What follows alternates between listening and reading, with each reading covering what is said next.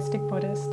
In this episode, I'm going to be talking about the Four Noble Truths, and I'll briefly introduce the Noble Eightfold Path. These are considered to be the very core of the Buddha's teachings and fundamental to all the different schools of Buddhism. After the Buddha gained enlightenment in Bodh Gaya in India, he walked to Sarnath in Varanasi, where he met with the 5 meditators he'd previously practiced with. It was these 5 men who had the very good fortune to receive the first sermon that the Buddha ever gave. And the first teachings the Buddha spoke on was the Four Noble Truths.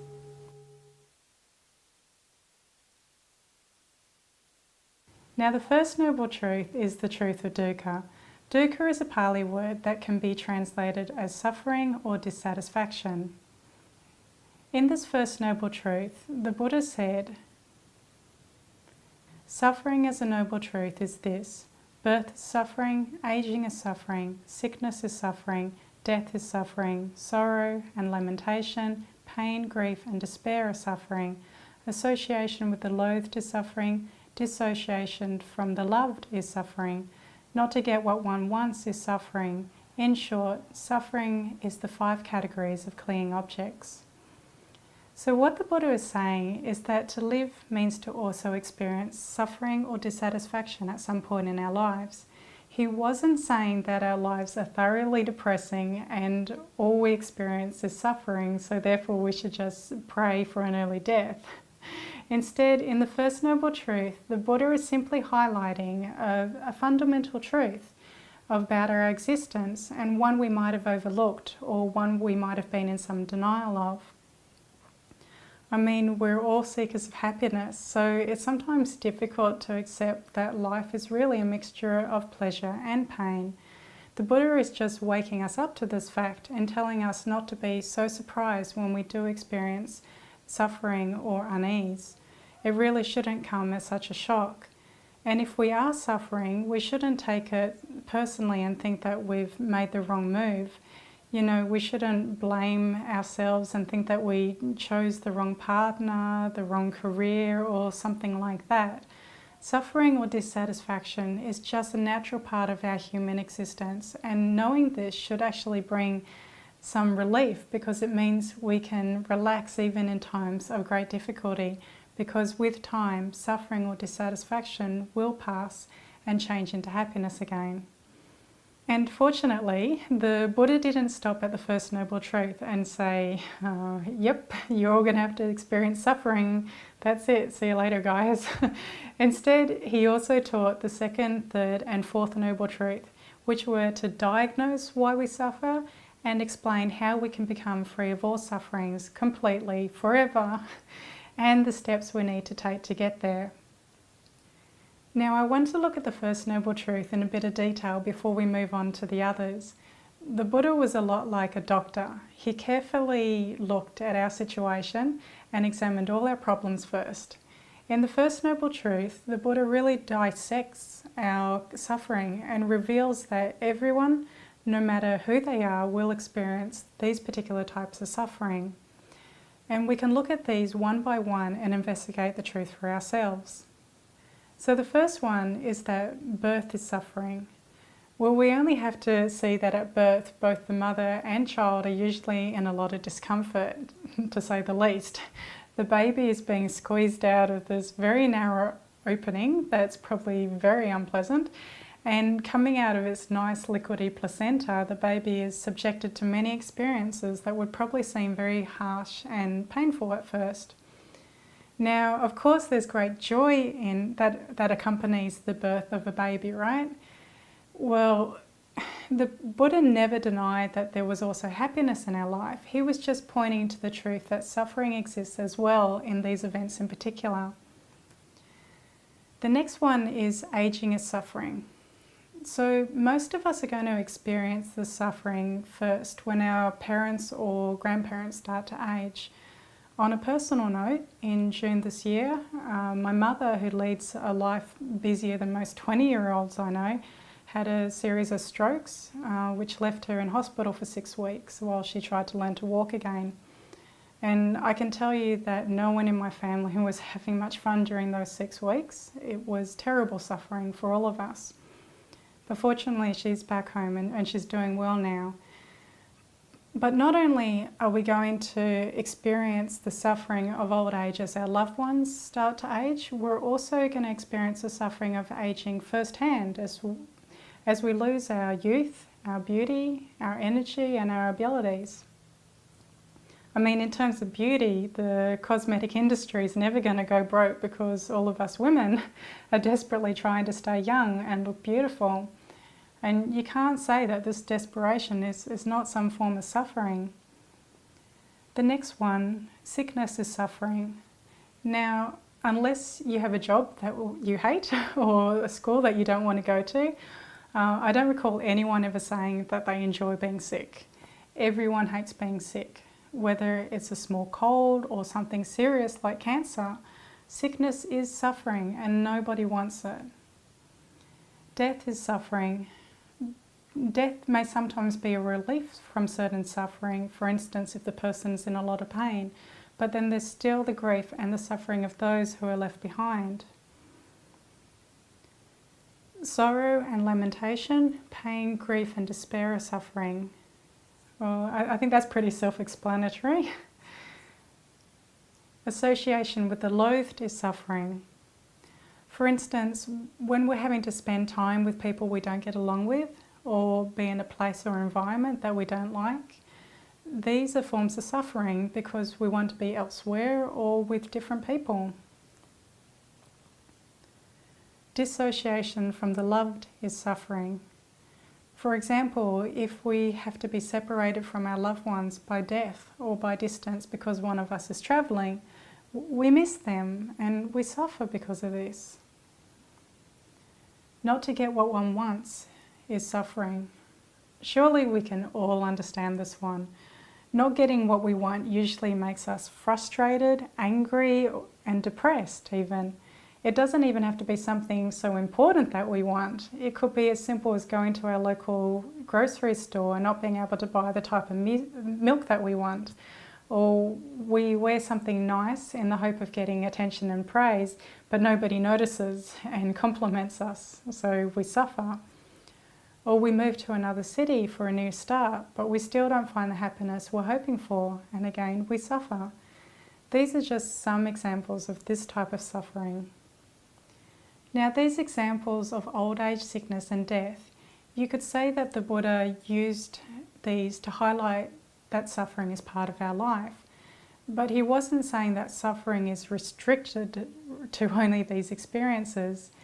It may be hard for us to fathom at first, but feeling dissatisfied is a common bond that we all share, no matter who we are, whether we're rich, poor, famous, ordinary, beautiful or ugly. No one is completely satisfied with their present experience. We're all constantly looking for something more or something different. Even if we aren't suffering from the main forms of suffering like sickness, old age and death, we still suffer from our dissatisfaction with the present moment. For instance, there's the suffering of relationships. You know, we might suffer because we want one but we don't have one. Or even when we're in a relationship, we're also not satisfied. Then there's the suffering of employment. You know, we suffer if we don't have a job, and even if we have a job, we're dissatisfied with our work or our colleagues. Then there is even the suffering of wanting the weather to be different. Everything we experience seems to be tinged with this underlying suffering or dissatisfaction. And our dissatisfaction then manifests in us trying to accumulate more or improve on what we have. For instance, we're not happy, so we go shopping for more clothes, or we try to exercise to get a better figure, or organise a trip away with our partner. All these activities are motivated by the wish to find some everlasting satisfaction and happiness. And we live our lives plagued with a constant feeling that true lasting happiness always seems to be one step ahead of us. We seem to believe things like, oh, once I get married, then I'll be happy, or once I pay off my mortgage, then I'll be happy, or once I retire, then I'll be happy. And we all have these or similar beliefs. So we keep striving towards this goal of happiness somewhere in the future, Meanwhile, we're never satisfied with what we have in the present moment.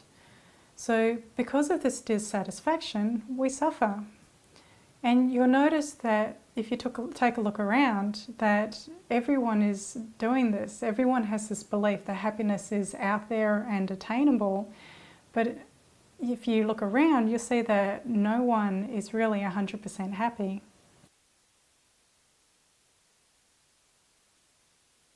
So the Buddha then went on to explain the reason why everything we experience is tinged with this dissatisfaction. He taught the second noble truth, which was the noble truth of the origin of dukkha, the origin of suffering or dissatisfaction. The Buddha explained to us that dissatisfaction or suffering arises not because that there's something wrong with the things out there, it's because of our own mental state that we suffer. Our unsatisfactory experiences come from three main causes: our mental craving, aversion and ignorance. But primarily, he says here that it's because of our craving. He said, the origin of suffering as a noble truth is this: it is the craving that produces renewal of being, accompanied by enjoyment and lust, and enjoying this and that. In other words, craving for sensual desires, craving for being, craving for non-being. Craving here means our desire, greed or wanting. In Pali the word used is tanha, which means thirst. So thirst, craving for what we want, craving to get rid of what we don't want, craving to be someone or somebody, for instance trying to live up to our own concepts of who we are or what we want others to think of us. All this craving leads to dissatisfaction and suffering. Each and every one of us is caught up in this game and we're so involved in it that we can't see it. We're always trying to arrange our lives in a way that is pleasant and happy to us, but no matter what, we're never 100% happy because we're constantly craving for more materially, emotionally, mentally, spiritually, and because of this we experience pain. We might want to be more attractive, have more money, more friends, have a better job, have better relations with our in-laws, or we want more excitement in our lives. We expend so much energy on trying to acquire these things, but we never seem to reach the point where we can sit back and say, that's it, this is happiness, I don't need anything more. In fact, craving is endless, so much so that people are still craving for something else when they breathe their last breath. So it's this endless craving and desire which is the primary reason for our dissatisfaction. Also, our craving, we have the craving of wanting permanency or stability, and that's only going to lead to disappointment as well because there's nothing, no object, no person, no phenomena that can ever remain permanent. So unless we come to understand that everything is impermanent and unreliable, we suffer because of our desire, because our desire doesn't match reality. One way we can identify what our cravings are is to also take a look at our expectations. Craving usually manifests as expectations. For instance, we might expect our partners to act a certain way in a certain situation. So we're craving for this. And if we don't get it, we're angry and upset, and ultimately we suffer.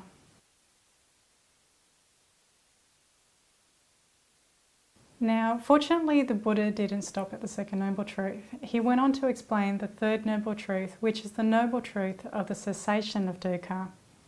So there is an alternative. We can completely rid ourselves of this dissatisfaction. Suffering can be extinguished if we remove its cause.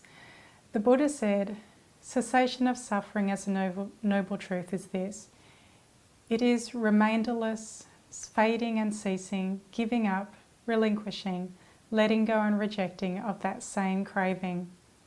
So if we can let go of craving, then we can extinguish our suffering. This is fantastic news. It's not all morbid, it's not all doom and gloom. There is an end to suffering. There is a way to end dukkha, to end this fire of craving and the rolling sea of emotions that usually accompanies it. What a relief. And the secret is to let go of our craving. If there was ever a Buddhist motto, it would be 2 words: let go. The analogy used often is that the cessation of dukkha is like a fire being put out, that the burning has ceased. And this burning is really a mental burning, this burning of the mind that continues to crave and not find satisfaction in the present moment. But to extinguish this craving that causes so much suffering in our minds, we need to train our minds in a different way. So it was in the 4th Noble Truth that the Buddha taught the truth of the path leading to the cessation of dukkha, which explains exactly how we start on the path of releasing us from our craving and dissatisfaction.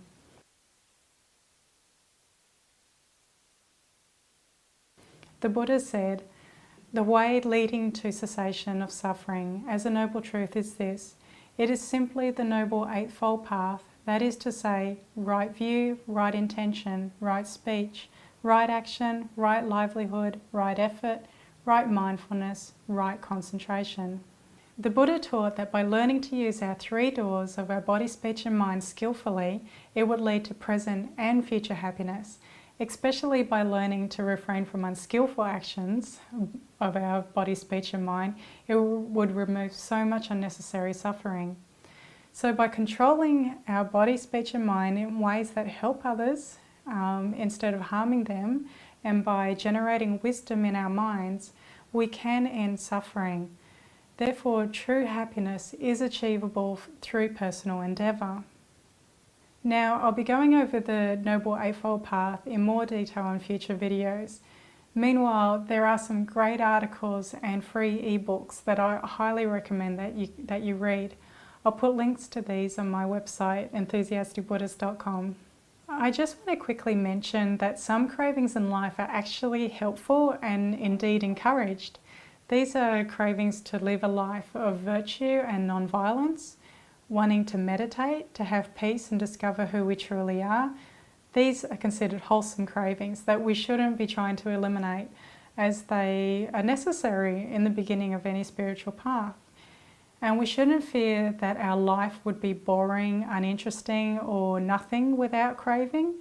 We can still live in the world and make plans for the future without craving. You just wouldn't have all your happiness contingent on achieving a particular goal. You could actually be bountifully happy right now.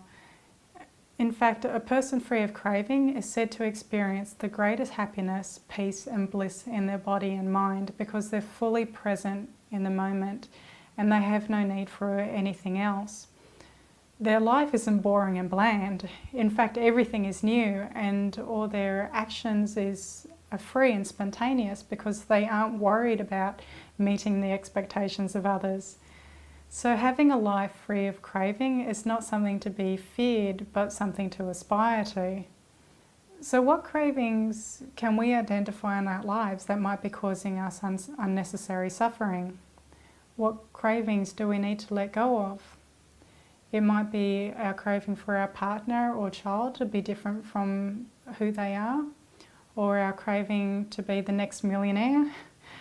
I know my craving of wanting to see everyone just get along is something out of my control and something I need to let go of to have some peace of mind.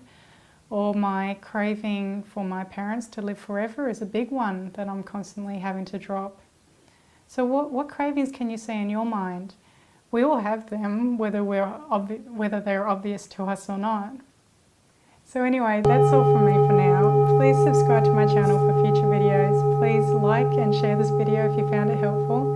So have a lovely week everyone, and I hope to see you in the next video.